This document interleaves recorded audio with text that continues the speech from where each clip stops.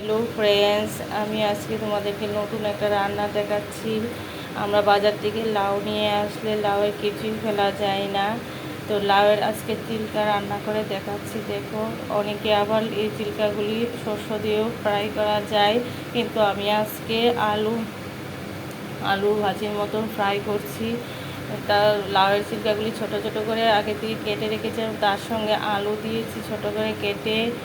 তো কড়াইতে আগে আমি পরিমাণ মতো তেল দিয়ে দিয়েছিলাম, তার এইগুলি সবগুলি দিয়ে দিয়েছি, হলুদ পাউডার দিয়েছি, স্বাদ মতো লবণ দিয়েছি, দিয়ে এগুলিকে নেড়ে চেড়ে তারপর 5 মিনিটের মতন ঢাকা দিয়ে দেব। চুলার আঁচটা একটু কমিয়ে নেব। তারপর এগুলি ফ্রাই হয়ে গেলে তারপর পেঁয়াজ কুচি দিয়ে দেবে। তারপর পেঁয়াজ কুচিগুলি যখন ফ্রাই হয়ে যাবে তখন নামিয়ে নেবে, ভালো করে ফ্রাই করে নেবে, দেখবে খেয়ে খুব ভালো লাগবে।